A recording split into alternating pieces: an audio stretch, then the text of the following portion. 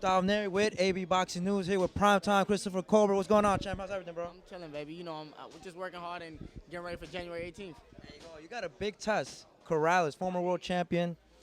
Hey, but I think it's the fight where people should appreciate the resume because you fought Titus, you fought what was it, Austin Dule, great wins. But I think fighting Corrales is the one that you need people to appreciate your talents and your skill sets at this young age of your career.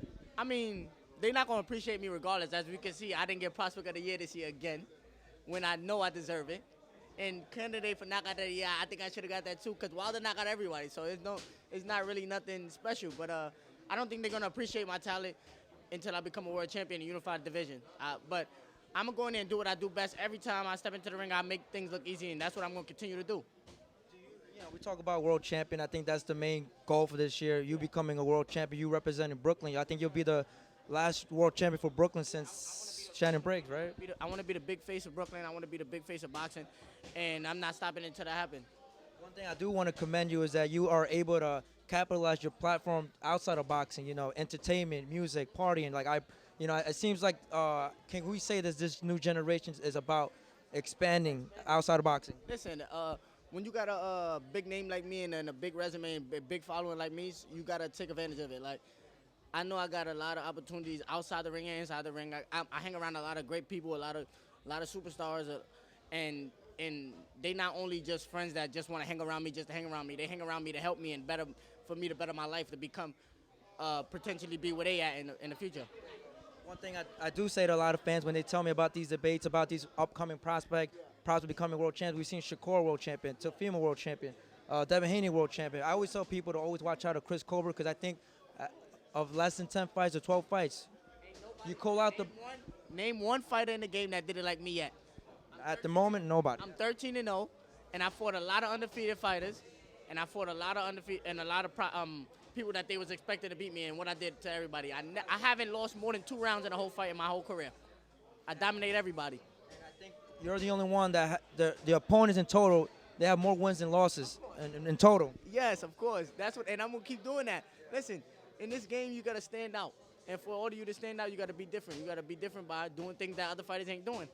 And other champions didn't do when they came up. Even Floyd Mayweather. Name one boxer you know had a resume like me when they was 1-0 to 13-0. Name one. None. And I'm gonna keep doing this. It's prime time.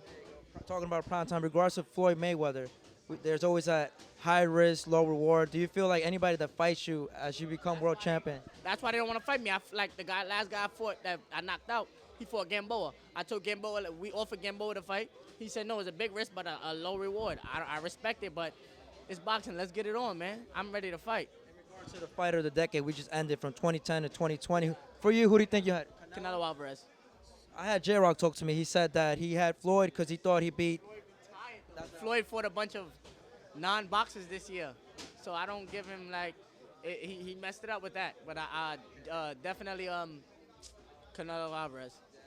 In regards to the prospect, I know it was Joey Spencer that got it. I mean, with no knock on him, you know. It's levels to this, and we know who belonged to be prospect of the year. Definitely me. Ain't nobody. I should have supposed to be prospect of the year the last 2 years. Ain't nobody in the game have a resume like me in the last 2 years. So, but this boxing is all politics, and I'm not gonna worry about that. I'm just gonna keep going in the ring and do what I gotta do every time I step in there. I overheard one of your interviews. You talk about how you don't like to look into the future. You want to focus on Corrales, but I do want to comment a little bit. So, yeah. It looks like the WBA WBA interim, so it's only right if I just stick to the WBA and get that belt. Let's say that route doesn't go. He fights Tank on pay-per-view. Gary Russell's here complaining with the PBC brand. He moves up 30. If Gary Russell want to fight, that's my guy. But if business is business, if you want to fight, let's get it on.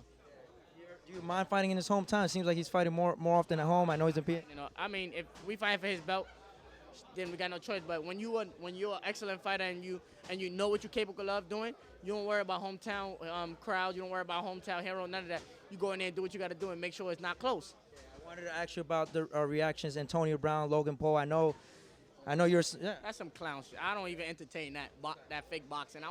Let's talk real boxing. The only thing I do want to comment is we've seen Devin Haney, Billy Joe Saunders. They say it benefited them because their following went from let's say 10,000 to 40,000 in one. The problem with a lot of these boxers nowadays, They worrying about their social medias and all that. Then they worry about their boxing career. Me, I want to fight. I want to fight the best. I want to get the world title. I don't want to be boxing forever.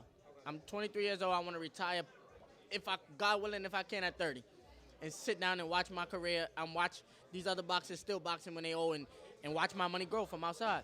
Maybe be a movie star or something. I don't know. You see, I hang out around Tracy. I hang around Tracy Morgan. Maybe I could be a movie star. You're like, I don't want to be boxing forever. I mean, you had a successful documentary. Why not? Why not?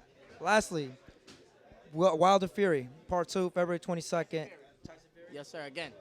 If you had to ask, like say if Wilder asked you for advice, do you want to see Wilder that fought Luis Ortiz, the rematch, or the one he fought Stavern the first time with the jab?